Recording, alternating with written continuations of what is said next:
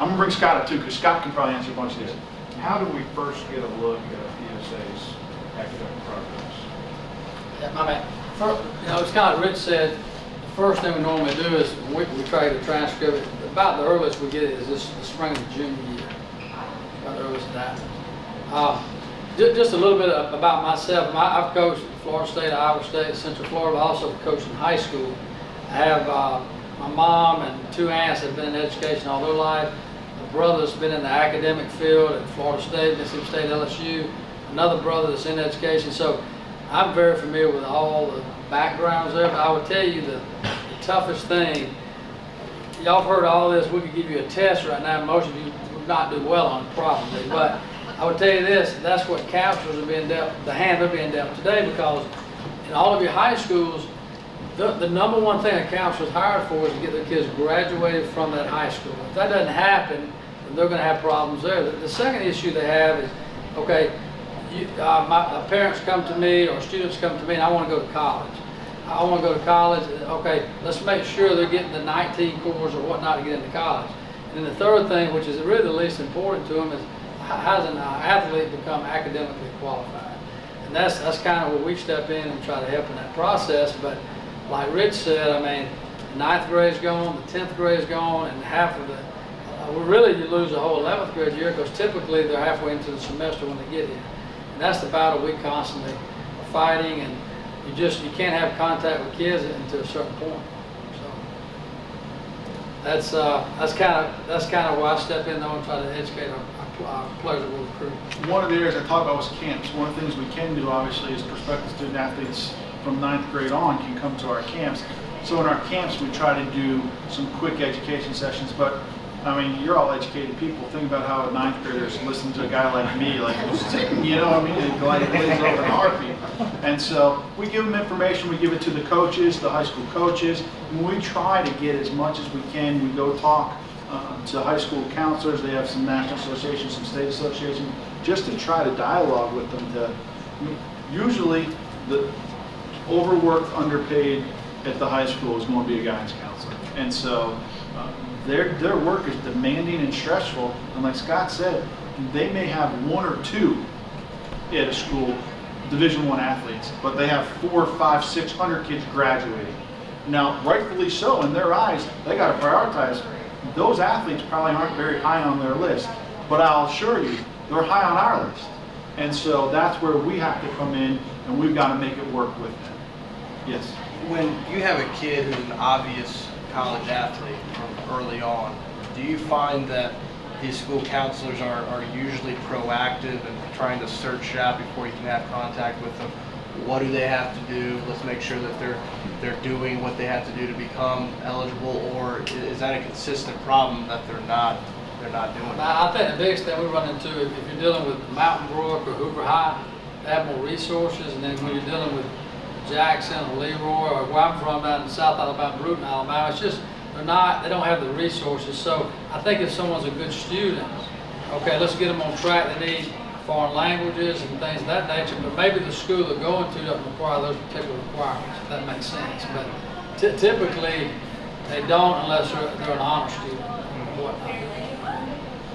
I mean, we run into circumstances where we've had to advise individuals that you need to go take another 2 high school classes at another high school, because they have to take the classes they're in to meet the graduation requirements at their high school. But they also have to take additional classes within that 8 semesters that I talked about to become a qualifier. So that's where we do that quite often, talking to kids and guidance counselors. Okay, do you have a reciprocating agreement with another school? What do you have where they could take some sort of classes? What I didn't tell you here, because it's more advanced, is that college courses can be utilized, so there is that type of option as well. But it depends on the person, and money becomes issues and all that as well. Yeah, I think one of the biggest things that comes up every year with me is I talk to the counselor where he's had 3 years of math. He's in good shape. Well, at the NCAA, there may be a math they're in that the NCAA they took for a year at the high school. It counts as a full unit, but with the NCAA, it only counts as a half a unit. That comes up sometimes. That's happened this year with one kid we recruited down in South Florida. Is the sense that y'all get that the NCAA is trying to front load those courses to keep students from scrambling their senior year and taking questionable courses at questionable sources? Well, I think what you have to remember, we've kind of had a progression at the NCAA. We had 13 core courses, we went to 14 core courses. From 14 core courses, we went to 16 core courses. At the same time, they changed the cut scores to sliding scales. So initial eligibility has changed significantly. I think what you're seeing is you're just seeing the academic data coming in and realizing that, okay, 16 maybe at one point was a better predictor as to someone's academic success. Now they're going back and refining and saying within that 16, is there something that can be even a better predictor for us, coupled with that 16 to predict academic success? That's where that 10 comes from.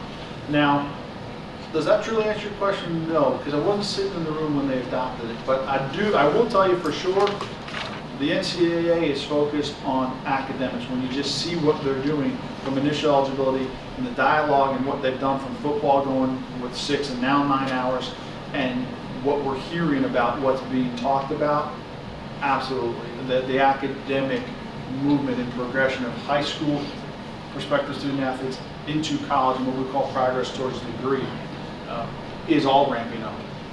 Absolutely. Every so often there's a kid with SEC level talent that's recruited by SEC schools, but he ends up signing with a Troy or Southern Miss or something like that. Is that because the SEC has more stringent standards, or is that the league office saying there's something fishy about this transcript and put the kibosh on recruiting him or something like that? Well, great point. You have to remember the SEC general rule has a no non-qualifier rule. Okay, so if we have an individual that is not going to be a qualifier, I mean, we just can predict based upon looking at their transcripts, they're not going to be a qualifier. Well, we know we have a no non-qualifier rule, and we also know we have a signing limitation. Okay, so those two start going like this. Well, really good player, we would love to have that individual, but they're not going to be eligible in year one. We're going to, in essence, this is Rich Movement terminology, are we going to waste a signing spot on someone that we know can't play here next year, really probably can't go here next year, because if they're not qualified, they're probably not going to get admitted at all. And so that's where, that's the stress we're talking about. You know, I mean, that's where we're going to sit in a room together and we're all going to talk it out about what are our options. We're going to talk about, is there any way we can get that individual eligible? What do we need to do from this point forward to try to get them eligible? But we will hit a point where we realize, or sometimes we hit a point where we realize there's nothing we can do. And that's where then the football staff will make their decisions, okay, who do we really want to sign? Which is why you may see some really good talent not signing with an SEC school, but signing somewhere else. Yeah, the 25 limit has really made it tough. It's kind of, when you can sign 26, you can take a chance on one kid. Now there's just no room for error. And when Scott talks about chance, what he's talking about there is, there's another terminology we talk about a lot, is we call them obvious qualifiers. You know, they're kids we can just look at and go, that's an obvious qualifier. God bless you. That's an obvious qualifier. You know, you like those because those are the easy ones. You know, it's when the kid has not been advised for 3 years, but they're a really good athlete, and all of a sudden we're now trying to invoke ourselves into the process and getting that individual to meet the requirements that we have to say, what's the likelihood of this person being able to do this realistically? It's also to get at the point of what used to happen is we could put, or someone could go into 10 core courses in their senior year. But think about that. That means they passed 6 core courses in 6 semesters in high school. So roughly 1 a semester. And now you're going to put them in 10, and you're going to think that they're likely to survive that? You start saying, is that predictor realistic? But it was happening. It's within the rule, it was happening.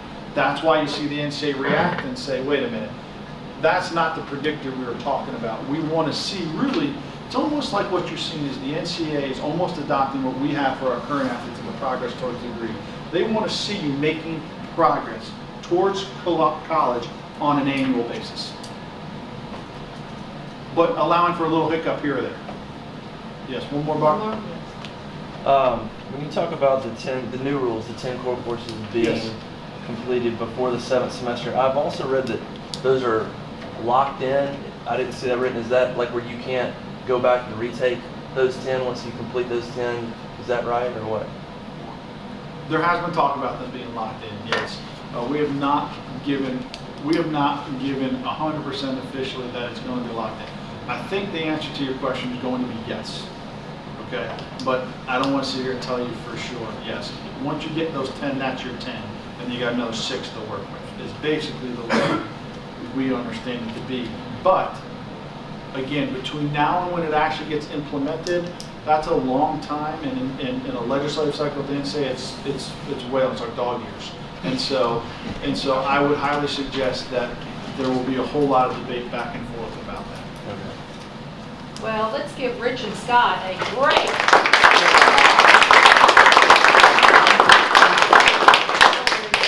If you have any individual questions, we'll stay around for a little bit. Thank you all for coming. Let me fill out